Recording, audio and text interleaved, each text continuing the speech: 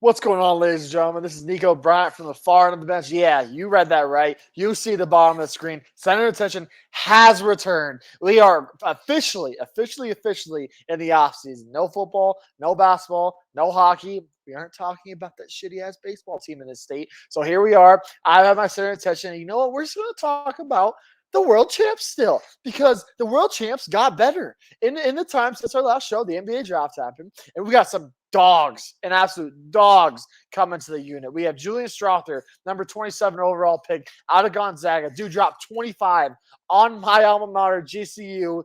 GCU's head in the first round of the tournament at Ball Arena. So he's familiar with this arena, with this environment. So he's going to come in off the bench, be a high volume shooter. He hit that game winner over UCLA in, I believe, the Sweet 16. The dude is going to be a headhunter, and he's going to knock down a bunch of big-time shots off the bench for the Nuggets this year. Second pick, Jalen Pickett, number 24. Andre Miller, 2.0. The dude is a dog. The dude can back down any smaller guard in the league, and he is a big-ass body. I kid you not, his nickname, they called him Big Booty. That was his nickname at Penn State where he played. So the dude's going to be a big body, going to be a big backup point guard throughout the season for us to get him back off Jamal and make his life a little bit easier. Then obviously the last pick, Hunter Tyson, a guy out of Clemson, big body, big shooter, 40% clip from three. He's not going to get much play time probably in the regular season, but like I said, a man goes down, you never know. You might need another guy to step up. So the boys are ready. The boys are back, and guess what? Every single team that just drafted somebody, Wemby, Scoot Henderson, Brandon Miller, doesn't matter. They're all trying to beat us because we're the fucking world champs still. Okay? Remember that. So without further ado, now that I got my basketball shtick out of the way, because we're still world champs here. Let's get back to the rest of the episode. If you don't stay down and you never quit, come on over here and sit on the far end of the bench.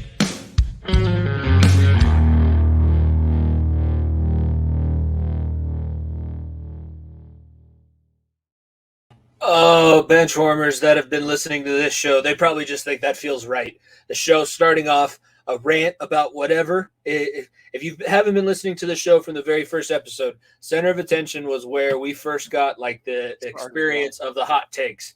I got called out one time because I called out the wrong Bengals offensive lineman who let Joe Burrow's knee get screwed up. Niko has called out the Rockies. We've called out, the Nuggets at times. Honestly, it's crazy to think about. I think I was talking about this, by the way, Far End of the Bench, episode 142, at FEOTB Pod. Follow, subscribe. Jimmy Pilato, Niko Bryant. We are presented by the Variety Sports Network. And speaking of Variety Sports Network, I was on Fans in the Stands over the weekend. And it's weird to think about the run that this show has been on. Because when we first started, like the bubble year, we didn't have anything going for us, ended in horrific fashion. The Bengals are the Avs ended in horrific fashion. The Bengals were bad at that point. It was a COVID year. Joe Burrow was hurt. The Broncos weren't doing anything. Year after, kind of the same story. Again, we get beat in 8 straight games. Vegas absolutely eats our lunch in the NHL after we win games 1 and 2. The Nuggets also get swept. Yep. So that was the birth of the Sun. We can say it now because we're champs, but that was the birth of the Sunset 4 guy. That was the death of him. The death of him happened 2 weeks ago, which is still, like I said, nothing. Like beating the Heat was nice, but nothing. I think tops the beating of the Lakers and the Suns. Like I have been waiting for my whole life for those two. Like beating the Heat was just. I knew it was going to happen. And beating those guys because of all the shit we went through and all the rants that we did, Jimmy, of being like, fuck this guy. I'm pretty sure there was at least 2 center attentions where myself, I just said, fuck this guy, where I just went off a Sons of 4 guy. And there was a center attention where you called for Joe Sackick's head. And then literally a year and a half later, and Jared Bednar's head. And a year and a half later, we win the cup. So, like I said, look, it's a time for hot takes. And sometimes we just need to put it into existence. Absolutely terrible scenarios for things to go well. Because, like I said, we put bad juju out, good things come back to us. Yeah, well, that is true because now in the past 3 seasons we had the Bengals go on a run to the Super Bowl. Really unfortunate how that ended. I said it also. But still, like you would have had to kick me off the pod. You would have had to keep me off the podcast for like two 2 months if they would have won. The amount of gloating in the victory laps would have been insane. And then the Stanley Cup, obviously, and now the NBA championship. Like, as bad as it started out, we're on a stretch of 3 pretty good years, and we're winning championships in really easy fashion. There's not a whole lot of stress. It's pretty stress-free. I know I'm going to win in 5 to 6 games, celebrate, go to a parade. When's the parade next year? I'm probably going to eat my words saying that right now, but I'm just, throwing it out there. Denver knows how to do this. When is the parade next year? We're planning it already, right? You see it scrolling across the screen here as we're going to line up some of the topics we are introducing. We brought back the center of attention segment. We are going to be introducing our. Can you hear me now? Because my shit is bugging. My shit is bugging bad for whatever reason. But the parade, there will be a dual parade on. I'm booking it on June 10th next year. I'm booking it. It'll be on a Sunday because the Avs will have one in 30 games and the Nuggets will have one in 30 games. That'll time perfectly. So it'll be a dual parade. June 10th, 2024 will be the night that 2 million people are in the streets of downtown Denver, and it'll be a national holiday. It should be a national holiday. I don't think it's ever happened. Like, has it ever happened where an NBA and NHL city both? Because look, not a lot of cities have both, but I don't think it's ever happened where both teams have won the same year. Obviously, football has done it and maybe crossover with basketball or something along those lines. But I don't think hockey and basketball has ever had that crossover because they're the same season too. They're the same season, and it's normally. I don't think a lot of teams are set up where it's the same ownership group for both teams, and normally one team is better at if you share an arena, one team is better and the other team is not. One team has the championship aspirations, the other team is just there because you need to make sure that you make your money back. Setting up for this episode with the topics that we're going to talk about, we introduced the center of attention segment back. We're going to introduce our trivia segment, which is how we're going to combat our boredom during this baseball season that we're not going to talk about. By the way, since we're talking about our trivia segment, I'm just going to throw this one out here. I blew my mind.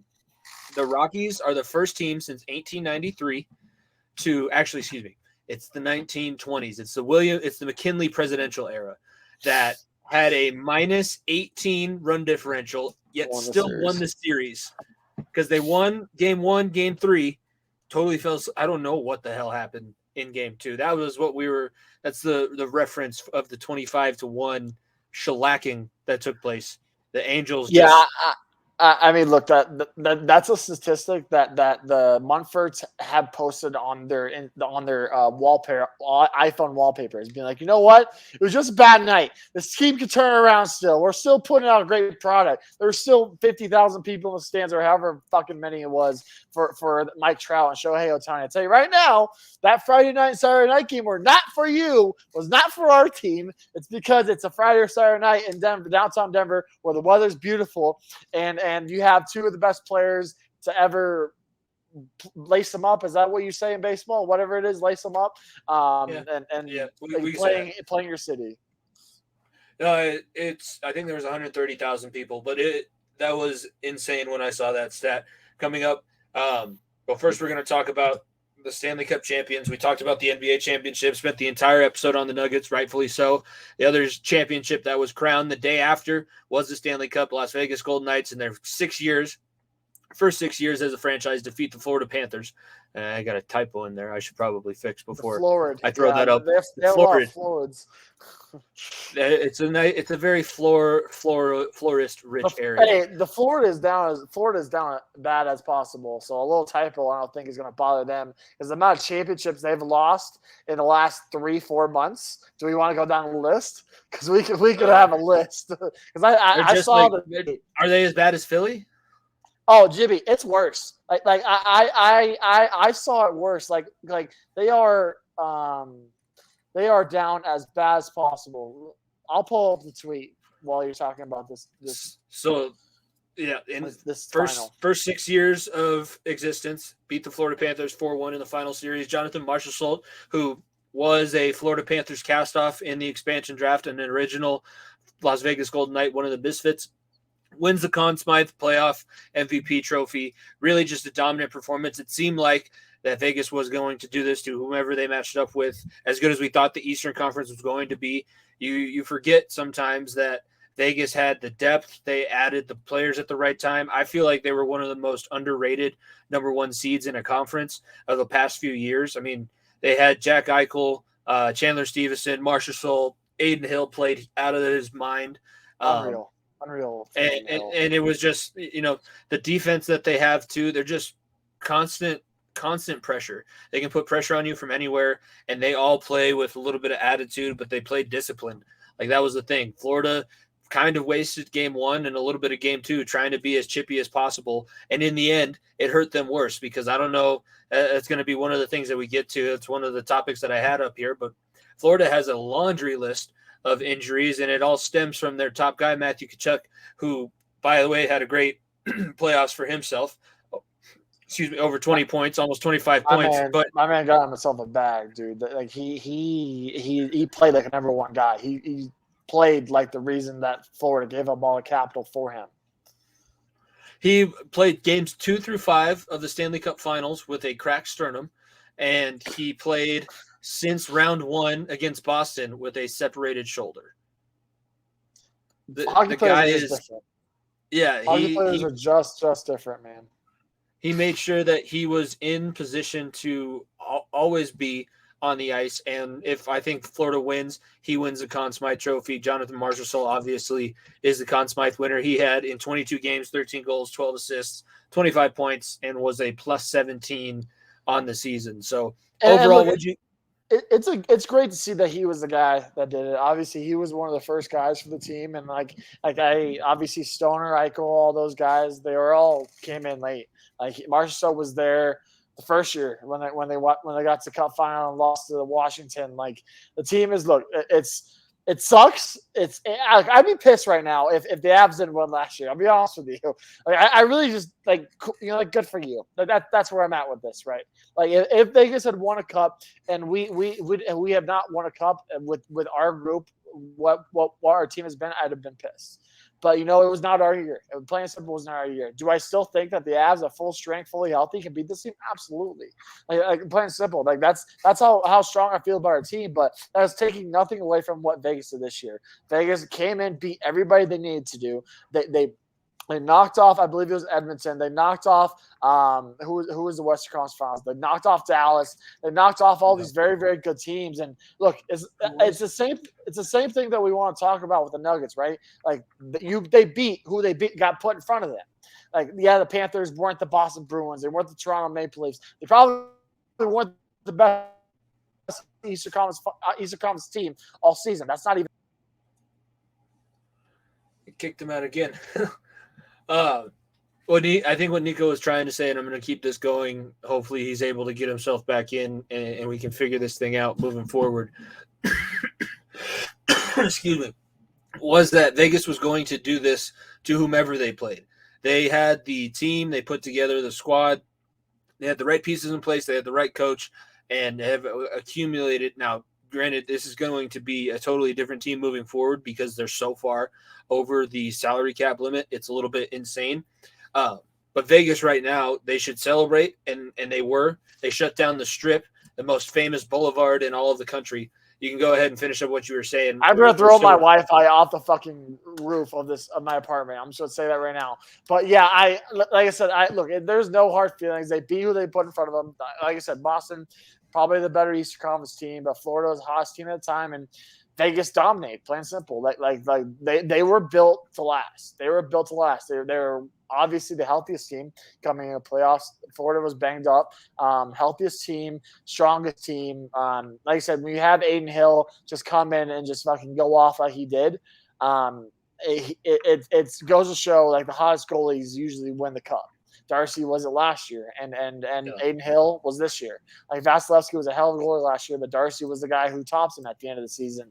Aiden Hill, there's no one stopping it. As good of a run as Bobrovsky was on, that's the final run of it. That's the last ride, as we like to call here in wrestling. All right, like, that's his last ride out there. Like, he gave it all, but he does not have the legs to do that for a full 25, 30 game playoff run anymore. And he was stellar, absolutely stellar throughout the entirety of the Eastern Conference playoffs, and then just ran out of gas when it came to the final. But look, Vegas, they turned up. They turned up for it, and you can say what you want about Vegas being a tourist town, because it is a tourist town. There's no lies about that. But there are people that live around there and live in Nevada that they adopted this team, plain and simple. And it's cool to see a city like Vegas that is not quote unquote hockey town, right? The Raiders come in and they're like, oh, it's a Raider city, Raider city, Raider city. No, that was a hockey town, plain and simple. Like it's a fight town, and then it's a hockey town, like second. And I'd argue that it's a hockey town right now. So, and look, you don't need the bright lights of Toronto, the bright lights of Chicago, New York, LA, whatever it may be. It's hard. It's weird saying this, but it's the grittiness of Vegas, plain and simple. It's the grittiness of Vegas being like it's a us versus everyone else. Like, yeah, it's harder for Vegas to find a fan base than it is for places like Colorado. Plain and simple, because you live in the state, you come in, you tourist in Vegas, you come in, you go catch a game, you leave, okay, done with it. Probably not going to watch another game all season. It's harder for those fans to attach to a team necessarily. So I love seeing that, and yeah, it comes at the expense of our team losing.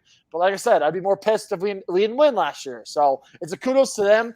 I think it's really funny, but obviously they've been more relevant than any of the original six since they came into the league. Like the last 6 years, any of the original six teams, they've been more relevant, and that's very funny to me that a new team could just do that. I'm more glad. Like, I think that they would have done this to whomever showed up. Like, they beat the Avalanche, they beat the Stars, they beat whoever could have come up against them in the Western Conference. This team was just set up that this was going to be the team that was going to win. They had guys that have a lot of Stanley Cup championship experience on their bench for a majority of the playoffs. And you could not say that about another team. Everybody else was depleted. I'm just glad that they didn't beat the Avalanche on this run, and I don't have to hate them as much, because if they beat the Avalanche on this run, then yeah, I can't stand for it. But they didn't. They won it in a cool way, and I was excited to see what a parade's going to look like in Vegas. It didn't disappoint. That looked like a hell of a time. And Carlson's probably still drunk. He's in Munich and just hammered off of Bavarian beer and having his best time. He's getting all for our listeners that are Jimmy students. He's having a very good time at a certain club down there in Vegas. Is all I'll say. Yes, there. Yep. The free something is ringing in. They are paying right now for it. Yeah, that was hilarious. I saw that right afterwards. There's no better city to win the first championship in than Las Vegas, because you are a legend for life. Oh my God. Legendary in the country. You'll be doing Mirage appearances until you're 80. This first team. I know there's not many like big cities in the States right now that don't have one championship, right? Like don't have one. Maybe is it Minnesota? Yeah. Does Minnesota ever won anything? I don't know. But that might be the only one. I would say possibly a World Series, but I don't even know. I don't know. Like there's like Cleveland obviously recently. Like there's not many big cities left that have never won a championship in the four major sports, which is crazy to think about. And obviously being that first, it's an unreal feeling. It's an unreal feeling. Yeah, and they are cashing in on quite a few free expenditures moving forward. The NHL awards took place in Nashville. I believe that was Tuesday night, and then the draft is coming up on Thursday. So when you're listening to this, the draft will be happening later that night, but the NHL awards were released. The draft happened as we were recording. Oh yes, it was Wednesday, and then Thursday is we'll finish it out. It was on ESPN tonight, and it's on NHL Network on Thursday when you guys are listening to this. Bigger awards, obviously. Connor McDavid won the Maurice Richard, the Hart Trophy. I'm getting it all pulled down here. He also won the Ted Lindsay and the Art Ross. The guy is unreal. Let's see. Nope. he started forgetting, like, didn't he had to come up with new things to say every single time he had gone on stage. Obviously, Biz with the think his hot tub thing. That I thought that shit was hilarious. And now, and he's donating to 5,000 Stetlers. Settlers Fund and having his family there. I thought that was so cool for it. So, like I said, you have to, McDavid is look, for those that don't watch hockey and that are familiar with the game of baseball, he's Shohei Ohtani, but like different level. Like he is the best in the world, like the best player we've seen skate this well since Sidney Crosby, since Wayne Gretzky. Like we are approaching those levels. Once again, the more times that he's going to have to come back in to the show, the more upset and riled up he's going to be, which I don't know if that's going to be good or bad for the episode. But no, if you're not watching on YouTube, you can't see, but the way our stream is working, Niko's having issues with his Wi-Fi pretty bad. It keeps just dropping him completely out of the meeting. And then you get stuck with my ugly mug. So NHL awards, Connor McDavid wins a handful. The Vezina Trophy for the best goaltender goes to Linus Ullmark. And let's see, the Selke Award for best defensive forward went to Patrice Bergeron. Calder Trophy, the Rookie of the Year, went to Matty Beniers from Seattle. And let's see, the Norris went to Erik Karlsson, even though there's quite a few people now coming back in saying maybe Cale Makar deserved that or a little bit more recognition for that. Yeah, I fucking had it with my computer. I'm going on my phone. So yeah, this is how this week's episode will be, from Niko with a shitty ass mic on his phone because I've had it with my computer and it sounds like a damn rocket ship. Okay, so yeah, we're coming live from my phone, It's a good thing that I have my noise canceling headphones and everything. I said when it dropped you out this last time, I explained it because if you're not watching, it seems really weird because you're like saying something and then all of a sudden it's just off.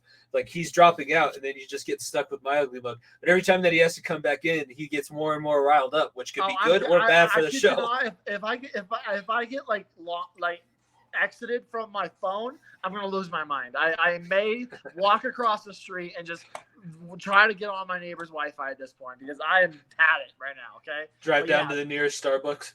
Well, yeah, you'll go on a drive with Niko 2.0. It's the off season. I don't have fucking much to talk about, so who cares? But yeah, I back to Connor McDavid. McDavid is just an unreal talent, and if Edmonton doesn't figure this out for them, they're going to be in major trouble because if you don't maximize him, I don't know if they will ever win a cup again. Like seriously, like I don't know if not now when.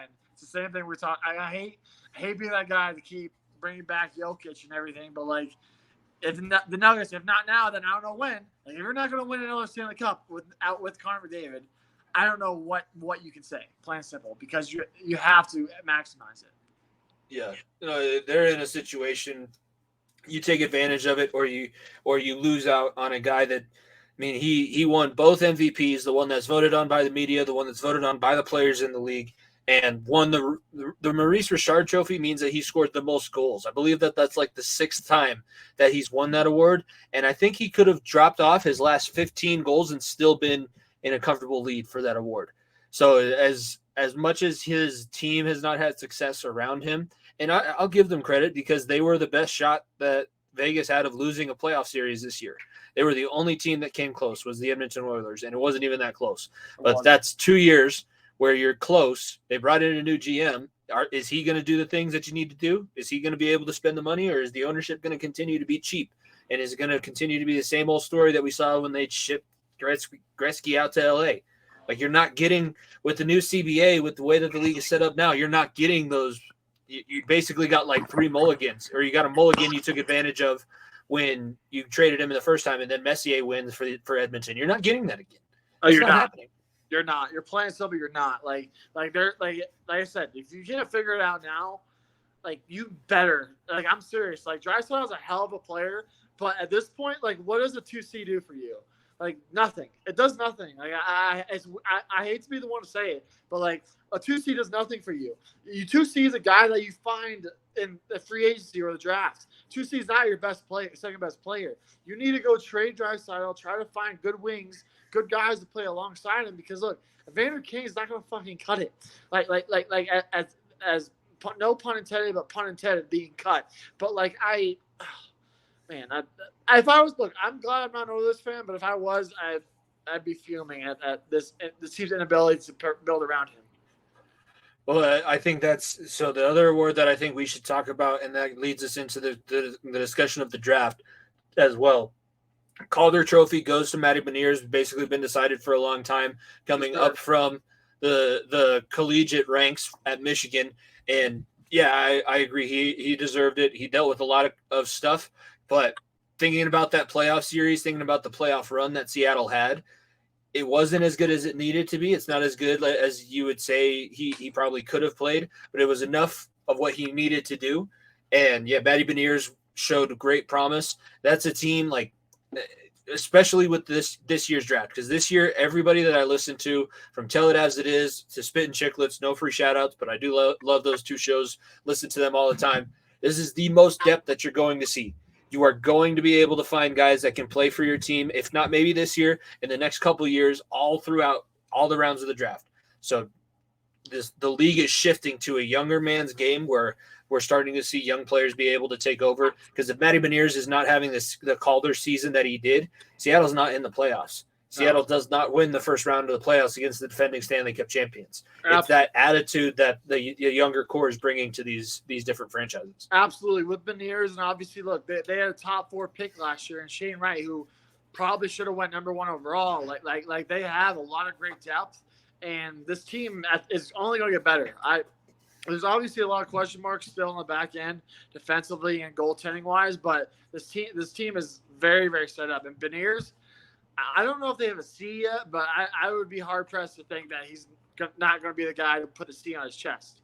I think I think he was their first. Maybe he was their first ever draft pick. I don't know that for a fact, but I know he was at least either the first or second first round draft pick for them. So it's the face of the franchise. It's the guy that you're gonna put your backs on when the times get tough. So look, congrats to him. He absolutely deserved it.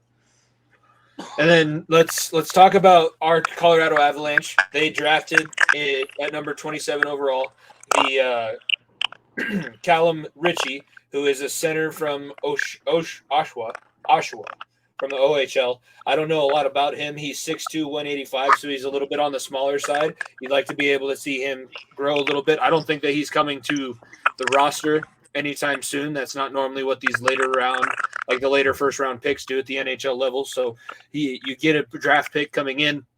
The biggest things that happened for the Colorado Avalanche, though, has been on the trade front.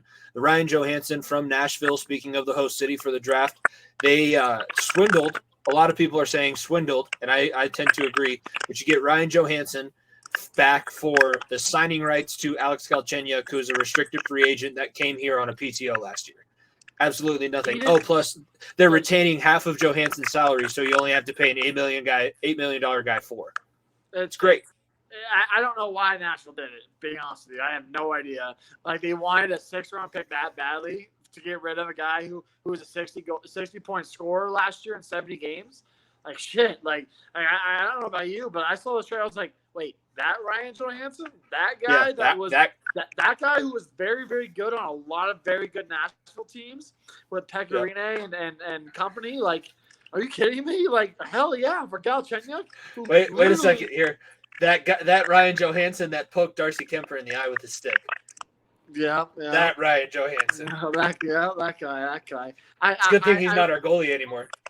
I know, right? I mean, look, Galchenyuk didn't even touch the ice. Like plain simple, he was a guy that was cut, and then we picked him up again because of injuries. Like, no one wanted him. I don't understand. I'm pretty sure Nashville's just going to dump him to free agency as well. Be like, we don't want you either. Like, it was basically just a 6th-round pick. We had to swap for a player or whatever. But like, I don't understand it. I really don't. But there's a reason why McFarland he's the Wolf of Wall Street. He's like, I will trade you this, that, and that. Being like, fuck you. And then on the other line, be like, I'm going to fuck you so hard right now. Like, look, if those of you that don't know or have never seen that scene from Wolf of Wall Street, he just absolutely swindles every single fucking client. Be like, you fucking idiot. Like, I cannot believe you just did that to me. Did that. I'm giving you literally nothing. And McFarland did that with getting Johansson. who, look, Nui, thank you for being for the cup run. You were not ready to be a 2C on this team. Plain and simple. You're not ready to be a 2C on a championship contender. That was very, very obvious. And look, this move with Johansson and the move with Tampa Bay shows that this team is taking no prisoners and wants to maximize this window as much as possible. I didn't see the move with Tampa Bay. Who did they get from? So it was Johansson from Nashville for the signing rights to Galchenyuk. The other trade was, I believe, like a second or a third round pick for Newhook from Montreal. You said Tampa? Yeah, we got it was a center today as we're recording. We traded one of our second round picks for him. It was the guy, I can't remember his name off the top of my head. We picked up Ross Colton. Yeah, I know, right? Oh. Yeah. I know that McFarland fucking swindled a second round pick for him. And I was like, look, that second round pick was one of the picks we got back for Newhook. So basically, we traded Newhook away for Ross Colton and another first round pick that we used today or whatever the draft, whoever the hell we picked. So like McFarland is in his bag right now. It probably means Confer's gone. Unfortunately, though, I don't give a shit. I don't give a Talk shit. about a guy who can never grow into a 2C. So, and look, I love Confer for the vibes, and you'll never forget. Same with EJ. Poor EJ's probably gone too. Two guys that'll never be forgotten. But like I said, there's two guys on this team that are on a different level than everyone else in the world. You have to maximize those guys as much as possible. And it's too, like, Johansson, maybe a little bit older. He is on the older side. He's been around Columbus, Nashville. Ross Colton's like the mirror image of what Logan O'Connor was. Logan O'Connor for the Avalanche was Ross Colton in Tampa Bay. And now you have those two guys. They could possibly be on the same line, and that is a bitch of a third to fourth line that you have to go against. They are going to force and just be pesky. Those two dropped gloves with each other in the Stanley Cup final last year, too. Hell yeah, they did. They might drop gloves with each other first day of practice. Yeah, I love it. Ross Colton, that is huge. I didn't even know about that. So hopefully we're the ones breaking that for you all as you're listening. But that is big. I think the Avs are in a great spot. I said it on Sunday in Fans of the Stands because I was talking about my Avalanche, my journey of being an Avalanche fan. All they needed to do was make a couple adjustments. Now it sucks that Landeskog is not going to be, available. And I hope that he is able to come back and it's not the end of his career that we're seeing. And yeah, the guys that we're losing suck. I would love to see EJ retire as an Avalanche. I would love to see. I really think he will. I think that he may go play for 2 years, and they did that with I believe it was Forsberg. I think they did that with Hayduk as well. Like these guys, look, they did what they needed to do here, and the conversation comes up about EJ and his number being retired because, like I said, he's a guy that was through everything. Like he was. No, I don't know if that's picking him up or not. Can you hear me, Niko?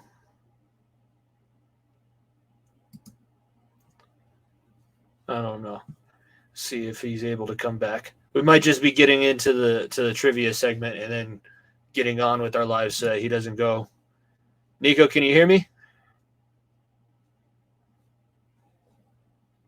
He's going to go absolutely ballistic.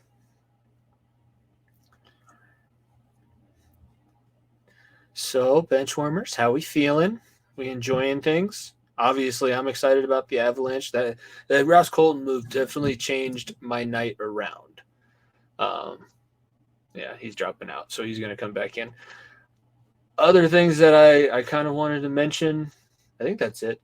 I really do enjoy the fact that everybody is following the NFL's kind of model and having the draft somewhere. It's a destination. It's another way for the league to generate revenue. I think it's what's partially going to help. I don't know. I don't know what to do anymore. I kid you not. This is as bad as I've ever seen. So we are on cellular, and I'm going to move spots around my apartment and see if it helps. That's fine. I figured now we'll wrap up what we were talking about with the Avalanche. We'll get into the trivia, and then we'll just go because obviously this is too much to try and overcome. My mind over here, Jimmy. I kid you not. Adversity. We got to I just need two. I I have the center of attention clip. I just need the trivia clip, and then I'll be good to post on social media. What I was saying was I like the fact that all these different leagues are following suit with the NFL. Have your draft somewhere where the fans can go. It's another weekend, and having it in a place like Nashville, that's a party location. So I think it was definitely the right idea by Bedman, and a good thing that the NHL was able to do. Hold on, you just put that in a sentence. The right decision by Bedman, like Jimmy. I think it's part of the reason why the salary. Do some sage, because that's some bad juju you're throwing on us right now. Okay, do some sage. Maybe it'll help because we won't have a first round exit next year if Bettman's on the good side of Colorado. He'll help us out. He'll get us through. All right. Guess the bench trivia. So the way that this is going to work, we are going to be keeping a running tally during this summer, quote unquote, that we don't have any sports. Obviously, we know PLL and baseball are happening, but not like major sports. We're going to go until preseason is over for the NFL. My life. It is. It's major. It's major. We'll watch. We'll talk about it. But we play once a week, all right? Shit. I can't do a 2-hour show on my team. I love my team, but I can't do that. Okay. So yeah, we won't do that. We won't do that. These shows are going to go a little bit quicker. We might bring back some other segments, bring up some other things. But the way that this is going to work, so I came up with the questions this week. Niko's going to be answering and earning points. Next week, Niko will come up with questions. I will be answering and earning points. By the end of the summer, so the end of the NFL preseason, we're going to tally up who had the most points, and that will be the Guess the Bench winner for the season. And maybe we do a stipulation or something. Whoever has the winner starts with like 10 points or something for our pick'em starting next year. So we'll have a little handicap for the loser to give a little bit of a bonus. So we'll figure it out. We can do that, and then we can also start adding in, if we do have more guests coming on the show, we can do trivia with them and see if we want a guest to earn points as well. Basically, it's the Who's Line segment of the Far End of the Bench podcast. I'll keep trying to keep up. I'll keep everybody posted as to what I decide the rules are for this week. So I have 5 questions for you. First 4 questions are all worth 1 point each. Last question, just like the racks at the 3-point contest, it's a money ball. It's worth 2 points. So you're going to have to think a little. It's one of the harder questions. That's the one I told you had a little bit of a social studies, world history element. There's no chance I get it. I'm going to tell you right now, okay? But I'll be honest with you. This is I'm a little after stuffed episode by me, Jimmy. I feel so bad. You're carrying the fuck out of me. I cannot wait to see how stupid I sound with these questions. So roll them off, buddy. I'm hoping that these aren't too difficult, because if they are too hard, then I feel like you're going to just dominate me with basketball trivia next week. So. First one, question number 1. The topic is basketball. Question number 1 is, what is the diameter of a basketball hoop? What the fuck? Diameter? Dude, this is not a basketball question. This is a damn math question. God, I don't know. 12. So can I get the metric? Am I centimeters, meters? The unit is inches. The unit is inches. I feel like feet would be easier. You can't necessarily count it in feet. Oh God! So my foot's like 12 inches long. Give me 15. Honestly, not that bad. 18 inches. Fuck. Okay, because I thought I know the size of my foot's 12 inches. So I was like, okay, I wear a 12 size shoe, and I was like, okay, I think it's like maybe a quarter of my foot and more. So, I'll take it. That's not bad. I'll pat myself on the back for a mid question and getting close. It's an easy 1.5 feet. So if you're playing along at home, by the way, 18 inches. That is the diameter of a basketball hoop, if you're ever curious. Yeah. It's not 12. It's not. God, we are getting off the rails now quickly. This is going to turn into fucking Charles Barkley on TNT and him playing who he played for, and it's going to be the Guangdong Tigers here in a second. So let's keep going. So the next one plays on your history as a former national team associate. Question number 2: okay. What is the national sport of Canada? Lacrosse. Okay. So I you knew heard that. I knew that. I figured. I knew that for a fact. I figured.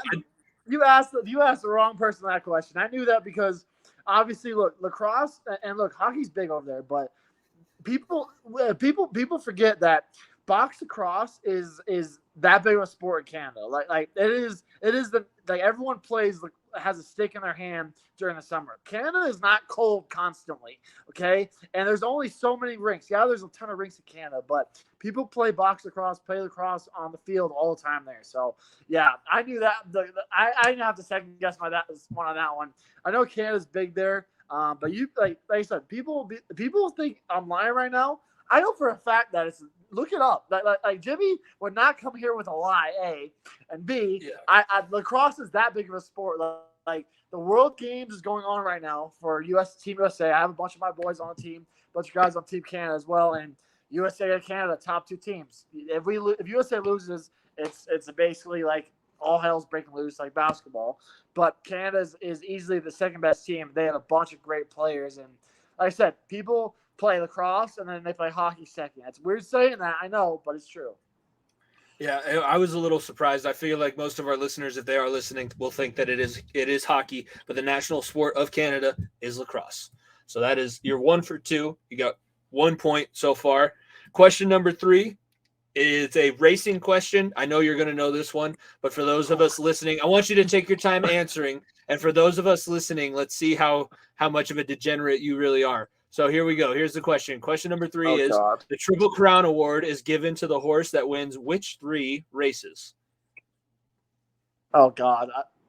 I'm interested to see if I know the names of the races. It's the Kentucky Derby, which is obviously the big one. That's a bucket list that I just need to go to. That's the first one. That's the first of the Triple Crown. Belmont, I know, is the second one. Belmont Stakes, or maybe it's the third race. Oh, it's the third one. It's the third one, but you're right. It's the Kentucky Derby. God, it's the Belmont. You're missing one. Isn't it in California? No, I believe I want to say so. Derby's in Kentucky. Belmont. I think it starts with a P. Was it like Pepperdine or? Not Pepperdine. I'll give you one more try. It does start with a P. Can I get like a mini hint? Is it like East Coast, West Coast? East Coast. I think all 3 of these are on the East Coast. That fucked me. It's Northeast. Oh God. You're gonna say it, I'm gonna be very, very pissed off because I know it too. But I know the Belmont's last. I know Kentucky Derby is second. What's the one that's in New York? I don't know. Just give it to me. The Preakness. No! Kentucky Derby, the Preakness, and the Belmont Stakes. All 3 of the Triple Crown races in horse racing. How did I not get the Preakness? Oh man, I don't know why I didn't get Preakness. Okay, that's on me. The first one, no shot I would have got that. The second one, I definitely knew. That one, I should have definitely knew as well. I thought you were gonna have that, like, oh yeah, because of my past life, because we don't gamble anymore. Because of my past life. No, we do not gamble anymore. The Kentucky Derby, Preakness, Belmont, the 3 legs of the Triple Crown in horse racing. So still at 1 point. I only watched the Belmont because if the horse that won the Kentucky Derby won the Preakness, and I find out I don't really watch the middle race, so I'll watch Belmont if the guy who won the Kentucky Derby won the Preakness. I'm pretty sure the guy, I forgot the name of the horse, he lost this year. And it lost to Preakness or didn't race or something. I was like, oh well, there's no point in watching the Belmont. I love the Kentucky Derby. It's the premier event, one of the premier events in this country. The Masters, Super Bowl. You can go down a list of names. It's right up there. So, but yeah, I cannot believe I forgot the Preakness. Damn. That's gonna bug me. That's gonna bother me. It was close. Question number 4. Is in MMA. That is the topic. The Ultimate Fighter Season 1 finale featured which two light heavyweight Hall of Famers?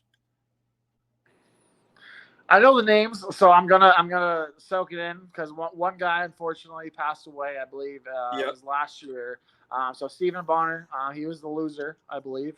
He passed away unfortunately. He was a coach for a long time. He's a pretty solid MMA coach for a long time. Obviously, he did not have the run that the guy he lost to did in Forrest Griffin. Forrest Griffin, absolute animal, a guy that is done so much for the UFC past his career too. Like, he's been a guy that has mentored a bunch of young up and comers. He does a lot of promotional stuff, growing the fight game, the MMA game. And look, if you're a brand new MMA fan, go watch that fight. like I'm pretty sure it's on ESPN or you can find it on YouTube somewhere, because that is somewhere. like Dana White contributes that fight to being the start of MMA taking off in the States. Like Pride and Pride and everything overseas in Japan was big. It absolutely was massive. But that Ultimate Fighter, where everyone saw the drama of everything going up, and these two just beating the hell out of each other for, I think it was only 3 rounds, was just an unreal fight. Yeah, it was because we watched the Ultimate Fighter in my household.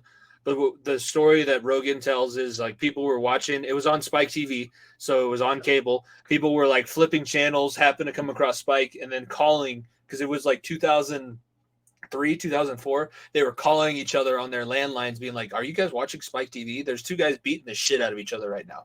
They're just absolutely wailing on each other." Like they both got contracts. I believe Forrest obviously was a winner, but they were like, dude, you two just deserve it. Let's run it back. Let's do it again. Let's have you guys fight every weekend. I don't want anybody else to fight. Just you two over and over. Stephen Bonner, Forrest Griffin. So you have 2 points, which means that for your Moneyball, you might be able to get up to a 4.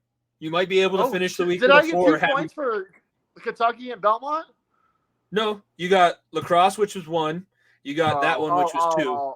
2. And then you got your money ball, so you could possibly get up to 4, which means that you only missed out on 1 point for your first week. Now, I don't think you're going to get this one. You told me the freaking subject, and there's no shot I get this, but we'll try.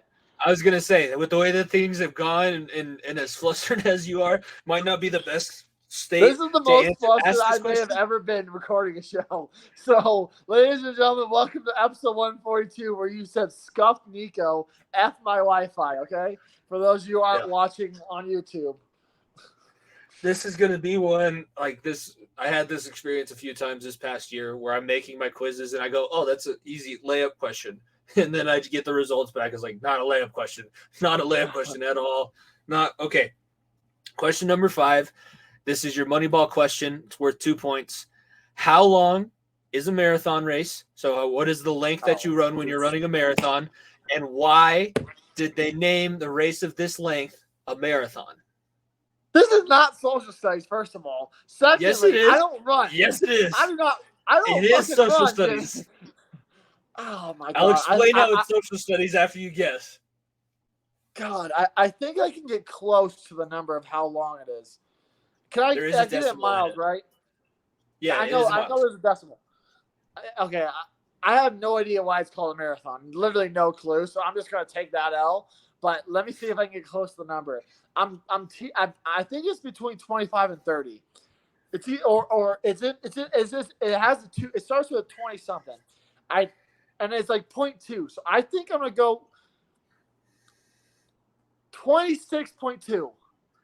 It is 26.2 miles. That is the length that you run in a marathon. Let's go. We don't. Jimmy, you're talking about. Look, this is a fullback and an offensive lineman show, and we're talking about running. Come on now, buddy. Like ain't no shot. Did you do that? Did you know that? Oh yeah, I know it was 26. I know because of I walk 5Ks and like do all that weird shit, and I know specifically. I know this distance because of the social studies aspect to this question. In ancient Greece, it was 26.2 miles from Marathon, Greece to Athens. Athens was the capital. They were having a war. They had to send a message back and forth. You had to be able to run 26.2 miles at a fairly good clip to be able to get messages between ancient Athens and ancient Marathon. World Jimmy, history, baby. I'm here to tell you right now. We may need to change the subject of this segment, being like, let's find out how dumb Niko is and let's teach him something. Because I had no idea that was actually a thing. Here's I love trivia. I love trivia too, but I'm actually very surprised I knew the number because I don't fucking run. Look, I was great, right now. And Go ahead. I'm going to tell you right now, if you run marathons on fucking Thanksgiving, go touch grass, okay? The Thanksgiving morning are for watching the parade and playing touch football. We do not look. We are a show, like I said, we are a show with a fullback and offensive lineman.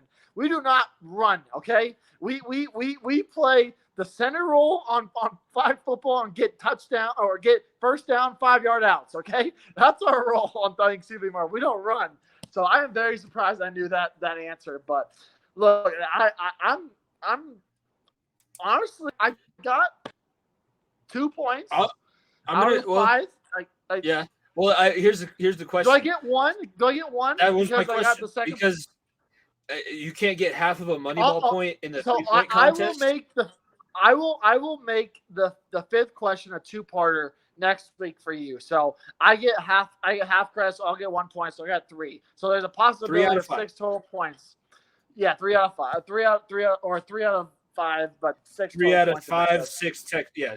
6 with the bonus point. This is why my grade book is so difficult for a lot of people to follow, because this is the way my brain is organized. I think that was honestly, that was successful. But I am such a trivia nerd. I have to get this out of the way. So we've been off. We've been doing other things. I'm enjoying my time alone with enjoying my time away from the school with the family. And we're playing a trivia game. It's called Generation Gap. So the point that you'd have like teams of people of different generations, because depending on where you are on the board, you have trivia based on that generation. So it's like Boomer, Gen Z, Millennial, and Gen X are the 4 generations. I was so far ahead of everyone. Is this a board game? This is a board game. Yes. Free shout-outs. Sorry. Well, hopefully, if we continue to do this right, we'll get a collaboration going here at some point. I think that would be awesome. Maybe we should get David to make us a trivia app. Board game, my gosh. That would be awesome. But no, I was so far ahead of everybody that we made it. I'm somewhat. Go ahead. I live for trivia. I really do. Like I listen. Like I watch. A bunch of sports trivia shows, and like I said, I had that moment where I was in Phoenix where the guy asked me 5 questions on Aaron Gordon, and I answered every single one. Like I know stupid shit. Like I said, you give me a running question, that's almost. I'm gonna tell you right now. I may give you a women's tennis question. Because you did a running question for me. just giving you a fair warning here, okay? Because that was a curveball that I did not expect to come. So. I think that it was overall it should be successful, and play along at home. By the way, this is the part. That's kind of the point of this segment. Like, we want you to play along, see if you can answer the questions. If you get them all right, and you feel like you can come challenge us, maybe we'll start interacting. This will be how we get our interaction on social media. Let us know if you're like a trivia wizard and you think that you've been beating us. We can maybe bring you on and have you on for that part of the segment on the show. I'm going to let you – we're going to wrap things up here. I'm going to let you go and get some rest after the stressful situation that we had. But it was still solid hour-long episode. And we got center of attention. My Wi-Fi has never been this bad. I kid you not. Like I don't literally have no idea why it kicked me 4 different times. I wish even on my phone it kicked me. I was like, okay, this is just chalked. Like I'm just in for one today. So, like I said, my voice sounds probably different. The sound audio is probably shit, but and I cut out like 4 times during this hour. So, forgive me. But at least I have a hell of a co-host that can carry my ass like he has the last 140 some odd episodes. So, Jimmy, thank you to you, buddy, for carrying my ass this long. I just feel bad for the viewers that are going to be like, okay, I'm listening. Jimmy's face. Oh, my God. Why is he so big? Because when it drops you out, it just moves me to the full screen. It's like, huh? Don't watch this one. It's a jump scare. Yeah, don't watch this one at your desk computer if you scare easily. That's not going to be good for you. And I might crack your screen. That's the unfortunate part. Be sure to follow at FEOTB Pod. If you're listening on Thursday, check out Summer Camp. That show is coming out on the Variety Sports Network, so subscribe there. Follow at Variety_Sports_. Darren, Brandon, and I are going to be talking all things teachers. I don't know what our topic is for the snake draft. I think I did pretty well in the snake draft that we had last week for summer games, so pretty excited about all that. It was summer games. So I think I did pool 500. I did the game. We can't. 500, but specifically in That's the such a good game. Yeah, that's top tier. I was making that face, being like that's A plus, that's S tier. Yeah, that was my first one, and the second one I got the game where one guy has the ball and everybody else is just trying to tackle him. I can't say the name of it because it's now no longer appropriate. So you know what I mean. Now that I've said that, you know what I mean, and I'm sure people listening know what I mean. That was my second thing. Yeah, I know exactly. Yep. We're a PG show that says fuck, shit, and every other cuss word, but we would not say that. It's a 1980s PG. It's a 1980s PG, which is really ironic because in the 1980s PG they would have said what the name of that show was. Anyways, we're getting on topic again. Yeah, the name of that game. It's Episode summer, 142. Jimmy. Like I said, we are look.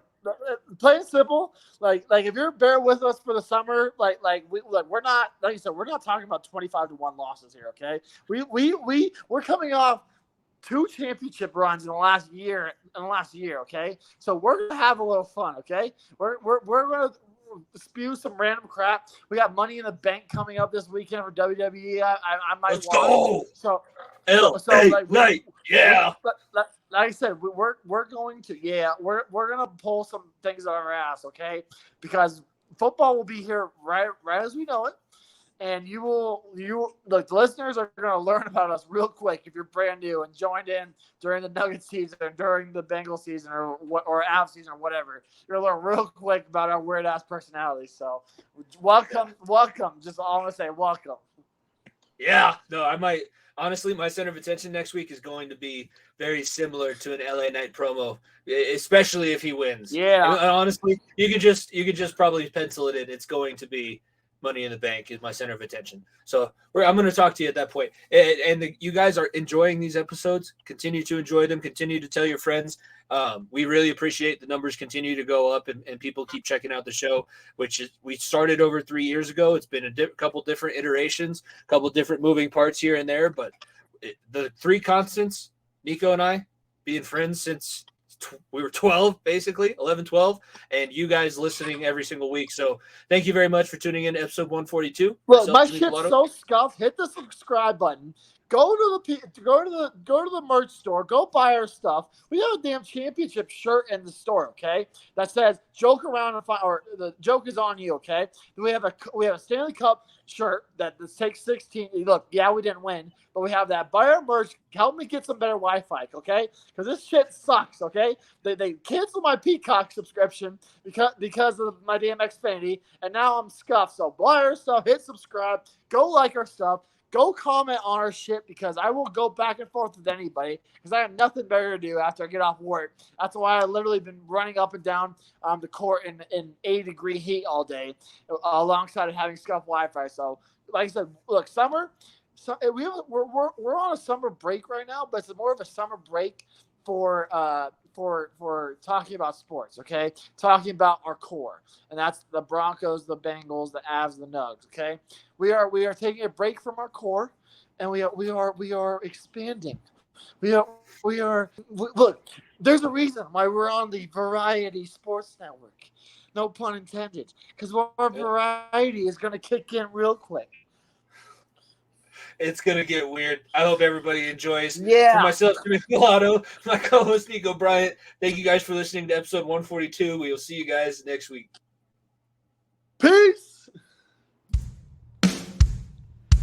If you don't stay down and you never quit, come on over here and sit on the far end of the bench.